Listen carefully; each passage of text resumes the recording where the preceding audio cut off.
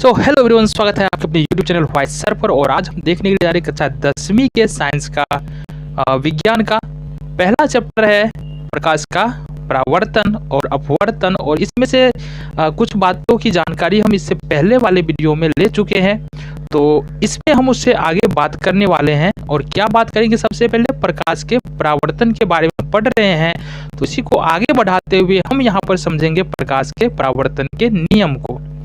तो जब भी कोई वस्तु टकराती है, जब भी कोई प्रकाश किसी वस्तु से टकराती है, तो वो कुछ नियमों का पालन करते हुए है ना उससे परावर्तित होती है।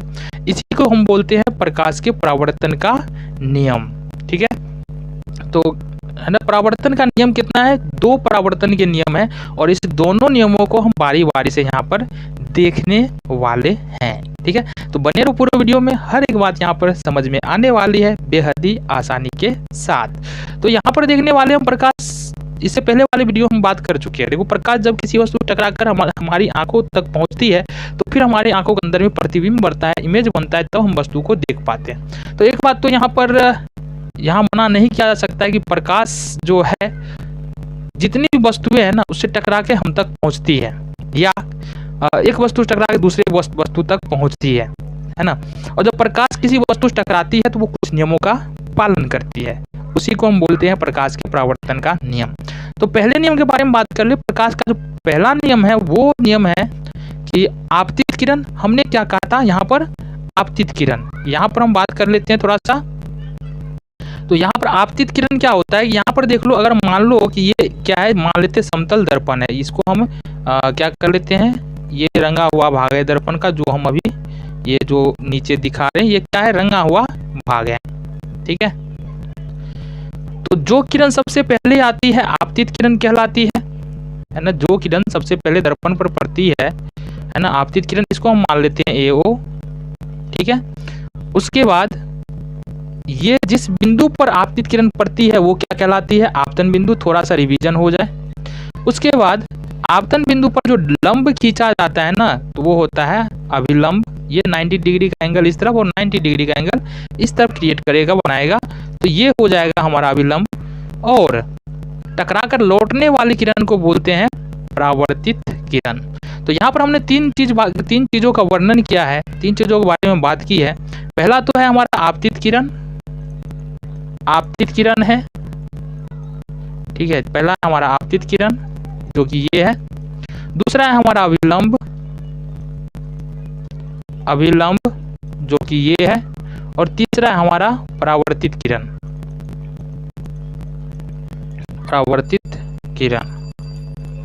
ठीक है, अब देखो ये सिर्फ दर्पण में ही नहीं होते, ये आपतित किरण, परावर्तित किरण, अभिलंब। पहली बात तो समझ लो कि दर्पण 2 प्रकार के होते हैं जो हम आगे जानने वाले हैं। एक तो समतल दर्पण होता है, एक गोलीय दर्पण होता है। गोलीय दर्पण में 2 प्रकार के होते हैं, अवतल और उत्तल। लेकिन ये जो नियम लागू होगा ना वो सिर्फ दर्पण में ही लागू नहीं होगा, बल्कि जितनी भी सतहें हैं, दीवार हो गया, छत हो गया, आपका मोबाइल हो गया, आपका शरीर हो गया, सारे जगहों पे ये परावर्तन के नियम लागू होने वाले हैं, है ना। तो यहाँ से हम दर्पण में बात कर रहे हैं, यहाँ पर समतल दर्पण में तो ये आपतित किरण आया, टकरा कर लौटा, ये अभिलंब हो गया। इतनी बातें क्लियर है। ठीक है, इसमें नामकरण कर ले थोड़ा। AO हो गया, ये OB हो गया, इसको M मान लेते हैं और इसको मान लेते हैं NN- एक दर्पण है, NN- एक समतल दर्पण है। तो पहला नियम कह रहा है कि आपतित किरण, परावर्तित किरण और अभिलंब तीनों जो है एक ही तल में होते हैं, एक ही समतल में होते हैं। अब इसका क्या मतलब हो गया कि आपतित किरण, परावर्तित किरण और अभिलंब तीनों एक ही समतल। इसका मतलब समझ लो कि तीनों एक ही सीध में और एक ही समतल का मतलब ये हो गया। अभी जो ये देख रहा है ना, तीनों क्या है, एक ही समतल में है, लेकिन अगर इसको हम हटाते हैं तो ये 3D हो जाता है, इसका समतल अलग हो जाता है। तो आपतित किरण, परावर्तित किरण और अभिलंब क्या होगा, तीनों एक ही समतल में होगा। मतलब ऐसा नहीं होगा कि प्रकाश यहाँ से आ रहा है, टकराया और इधर घूम गया, ऐसा नहीं होगा। प्रकाश जब भी यहाँ से आएगा तो इसी समतल के साथ टकरा करके वो वापस जाएगा। ठीक है, तो ये बोल सकते हैं प्रकाश का जो पहला रूल है, आपतित किरण, परावर्तित किरण और अभिलंब तीनों एक ही समतल में होते हैं। तो इसको देख लेते हैं थोड़ा सा। आपतित किरण, परावर्तित किरण और अभिलंब सभी एक ही तल में या एक ही समतल में होते हैं। ये कौन बता रहा है? ये पहला प्रकाश के परावर्तन का पहला नियम है, वो हमको बता रहा है। ये समझ में आ गया, क्लियर हो गया।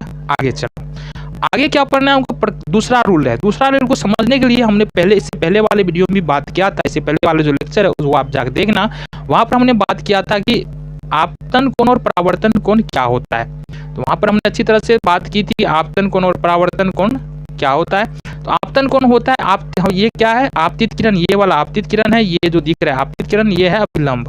आपतित किरण और अभिलंब के बीच जो कोण बन रहा है उसको हम आपतन कोण बोलेंगे। अभिलंब और परावर्तित किरण के जो वो कोण बीच जो कोण बन रहा है उसको हम परावर्तन कोण बोलेंगे। इसको हमने आई से सूचित किया था, इसको हमने आर से सूचित किया था। अब यहाँ पर दूसरा नियम क्या बताता है, दूसरा नियम बताता है कि यहाँ पर आपतन कोण का जो वैल्यू होगा, मान होगा, वो परावर्तन कोण के मान के बराबर होगा। मतलब कहने का मतलब है, अगर मान लो आपतन कोण अगर आज आई बराबर जो है निकल के आ रहा है 30 डिग्री, तो यहाँ पर आर बराबर भी निकल के आएगा 30 डिग्री। तो हमेशा जो है आपतन कोण परावर्तन कोण के बराबर होता है। फिर से बात है, ये जो रूल है यहाँ पर परावर्तन का, वो किसी भी सतह पर लागू होता है, चाहे दर्पण हो ना हो, गोलीय दर्पण हो, समतल दर्पण हो, कोई सा भी दर्पण हो, कहीं भी सारे जगह पर अगर प्रकाश का परावर्तन हो रहा है तो ये रूल फॉलो होंगे। ऐसा नहीं है सिर्फ दर्पण में ही या समतल दर्पण में ही पढ़ रहे हैं तो समतल दर्पण में लागू होंगे। आगे आकर के हम गोलीय दर्पण में भी जान लेंगे कि प्रकाश का परावर्तन नियम उसमें किस तरह से फॉलो होता है, ठीक है, पालन होता है। आगे देख लेते हैं थोड़ा सा। हमने क्या कहा कि आप दूसरा रूल जो है प्रकाश के परावर्तन का, वो आपतन कोण बराबर हो जाता है किसके, परावर्तन कोण के। तो ये बातें समझ में आ गई। दूसरा रूल आपतन कोण परावर्तन कोण के बराबर होता है, बातें समझ में आ गई। आगे देख लेते हैं।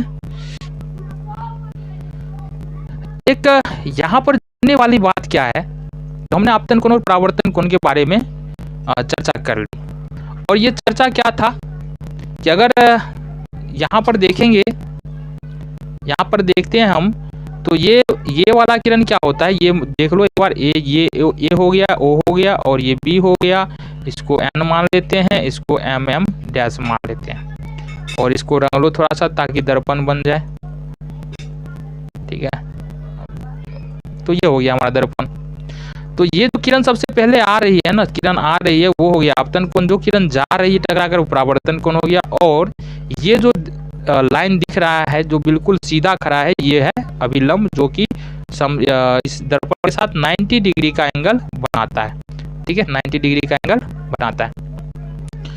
तो यहाँ पर अब सवाल ये है, जब देखो यहाँ से अगर मान लो कि यहाँ से अगर 30 डिग्री का कोण बन रहा है, तो यहाँ भी अगर ये 30 डिग्री बन रहा है आपतन कोण, तो परावर्तन कोण भी कितना बनेगा, 30 डिग्री का। लेकिन अगर धीरे धीरे करके अगर मान लो ये अगर इस तरफ चलता चला जाए, देखो कोण किसके किसके बीच में बन रहा है, इसके और इसके बीच में बन रहा है ना। तो अगर ये मान लो इस किरण को अगर इसके ओर लेते चले जाएंगे, तो ये कोण जो होगा उसका वैल्यू घटता हुआ चला जाएगा। यहाँ पर कुछ और कोण बनेगा, और कम हो जाएगा, और कम होगा। और जब जैसे ही दोनों संपाती हो जाएगा ना, दोनों लाइन एक पर आ जाएगा, दोनों ही किरण, ये वाला किरण अगर इस पर फिट बैठ जाएगा, तो वो कोण एंगल कितने डिग्री का बनेगा, 0 डिग्री का एंगल बनेगा।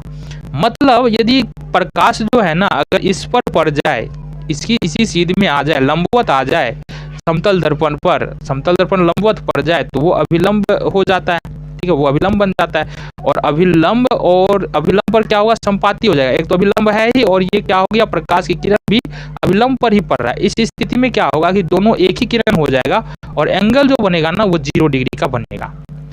थोड़ा सा माथापच्ची हो गया होगा, सीधे समझना है। यदि कोई प्रकाश किरण दर्पण पर लंबवत पड़ती है ना, मतलब बिल्कुल सीधी पड़ती है, तो आपतन कोण और परावर्तन कोण का मान क्या होगा, 0 होगा। इतनी सी बात याद रखनी है, अगर ज्यादा कंफ्यूजन क्रिएट नहीं करना है। तो अगर मान लो कि लंबवत प्रकाश की किरण लंबवत पड़ती है ना, प्रकाश की किरण दर्पण पर लंबवत पड़ती है ना, दर्पण पर लंबवत पड़े, क्या पड़े, लंबवत पड़े, तो यहाँ पर जो होता है वो होता है कोण आई बराबर आर तो होगा ही, ये तो लागू है सारी जगह। लेकिन आई और आर का वैल्यू कितना हो जाएगा, 0 डिग्री। बहुत सारे ऑब्जेक्टिव में इस तरह का क्वेश्चन आता है। तो आई होप इसके बाद आपको कंफ्यूजन नहीं होना चाहिए। देखो आगे देखते हैं, आगे हमको क्या जानना है। तो ये हमने जान लिया वस्तु। अब हमको जानना है कि वस्तु क्या होता है। देखो सिंपल सी बात है, हमारे आसपास जितना भी जितना भी जो सामान है वो सारा का सारा वस्तु है। और फिजिक्स की भाषा में बोलिए ना तो वस्तु वह है जिससे प्रकाश या तो टकराकर हमारे पास आता है, वस्तु वो है जिससे प्रकाश या तो टकराकर हमारे पास आता है, या उस वस्तु से ही क्या होता है, प्रकाश निकल रहा था। यदि किसी भी चीज से प्रकाश निकल रही है या प्रकाश उससे टकरा रही है तो वो क्या हो गया, वस्तु हो गया। और यहाँ पर वस्तु जो है ना वो दो प्रकार के यहाँ पर लेंगे हम। आगे जो प्रतिबिंब बनाएंगे, इमेज का निर्माण करेंगे तो उसमें हम दो प्रकार की वस्तुओं को यहाँ पर रखेंगे। एक छोटी वस्तु जो जिसको पॉइंट ऑब्जेक्ट भी बोला जाता है, एक होता है लार्ज ऑब्जेक्ट जो कि एक बड़ी वस्तु होता है। आगे देख लेते हैं इसको, है ना। वस्तु दो प्रकार की होती है, देख रहे हैं, एक पॉइंट ऑब्जेक्ट है और एक क्या है, यहाँ पर बड़ी वस्तु है। तो वस्तु है दो प्रकार की। अब यहाँ पर गोला लिखाया गया है, लेकिन ये जरूरी नहीं है, कुछ वस्तु कुछ भी हो सकता है, इंसान भी हो सकता है, पेड़ भी हो सकता है। हम क्या बोल रहे हैं, वैसा कोई भी सामान, वैसा कोई भी हमारे आसपास में मौजूद कोई भी चीज जिससे तो प्रकाश निकल रही है या प्रकाश टकरा कर आ रही है, ठीक है, तो वो क्या हो गया, वस्तु है। यदि आप अभी मोबाइल पर कुछ देख रहे हैं तो मोबाइल से प्रकाश निकल रही है ना, तो ये क्या हो गया, वस्तु हो गया। इससे पहले भी हमने बात कर चुके हैं क्या बोलते हैं, प्रतिदीप्त और अप्रतिदीप्त के बारे में, तो ये समझ लो। प्रतिबिंब क्या होता है, प्रतिबिंब एक प्रकाशीय छाया होती है जब किसी वस्तु से आने वाली प्रकाश की किरणें दर्पण से परावर्तित होती है। तो प्रतिबिंब एक प्रकार का प्रकाशीय छाया है। इसको सीधा सीधी भाषा में अगर समझना चाहे तो बोल सकते हैं, यदि किसी दर्पण में हम अगर किसी आईने में अपना चेहरा देख रहे हैं तो वो जो दिख रहा है ना, वो क्या है, प्रतिबिंब है। अगर हम प्रोजेक्टर से कोई मूवी देख रहे हैं, कोई फिल्म देख रहे हैं, तो वहां जो दिख रहा है ना, वो क्या है, प्रतिबिंब है। यहीं पर बात आ जाती है कि ठीक है, यहीं पर बात आ जाती है कि प्रतिबिंब यहाँ पर कितने प्रकार के होते हैं। तो प्रतिबिंब यहाँ पर दो प्रकार के होते हैं, एक होता है वास्तविक प्रतिबिंब और एक होता है काल्पनिक प्रतिबिंब। देखो, प्रतिबिंब बनाने के लिए जो है ना, किरण आरेख या तो कटता है, किसी एक बिंदु पर आके मिलता है, या लगता है कि मिल रहा है। ये दो बातों का होना है, ठीक है। तो वास्तविक प्रतिबिंब में क्या होता है, किरणें वास्तविक रूप से हमको दिखेगा कि वह किरण जो है वो मिल रहा है। अगर प्रोजेक्टर से आप मूवी देख रहे हो तो यहाँ पर हमको दिखता है कि प्रोजेक्टर में से लाइट निकलता है और पर्दे पर जाके मिलता है, तो वहां पर हमको क्या मिलता है, प्रतिबिंब मिलता है, फिर हम मूवी को देख पाते हैं। लेकिन आईना की बात करेंगे तो आईना में ऐसा कुछ नहीं होता है, दर्पण में ऐसा कुछ नहीं होता है। वहां पर अगर समतल दर्पण की बात करें तो वहां पर क्या होता है कि चेहरा तो दिख रहा है, लेकिन प्रकाश कहाँ आ रही है, कहाँ जा रही है, कहाँ मिल रही है, इसका अनुमान हम देख करके नहीं लगा सकते। तो सिर्फ इस बात को हम समझ करके पता कर सकते हैं कि कौन सा प्रतिबिंब काल्पनिक है, कौन सा प्रतिबिंब वास्तविक है। अच्छा, प्रतिबिंब के बारे में जब हम दर्पण में जाएंगे, ठीक है, यहाँ पर देख लो उदाहरण है, प्रोजेक्टर है, पर्दा लगा हुआ है और प्रोजेक्टर से जैसे लाइट निकलेगा तो पर्दे पर प्रतिबिंब बनेगा। अब यहाँ पर है वास्तविक रूप से लाइट जाकर के पर्दे पर मिल रही है ना, वास्तविक रूप से, तो ये वास्तविक प्रतिबिंब हो गया। दूसरा उदाहरण देख लो यहाँ पर काल्पनिक प्रतिबिंब का, है ना। काल्पनिक प्रतिबिंब, यहाँ पर देखो आईना में एक व्यक्ति अपना क्या कह रहा है, चेहरा दिख रहा है। अब ये जो प्रतिबिंब बन रहा है ना आईना में, वो कौन सा हो गया, काल्पनिक प्रतिबिंब। अब दोनों में अंतर क्या है, दोनों में एक है कि प्रोजेक्टर जो प्रकाश निकलेगा उसको हम देख सकते हैं, लेकिन यहाँ पर क्या हो रहा है ना, आईना में प्रतिबिंब बनने के क्रम में क्या हो रहा है, ये हमको खुद पता नहीं चल रहा है। तो वास्तविक और काल्पनिक प्रतिबिंब में इस प्रकार से अंतर कर सकते हैं।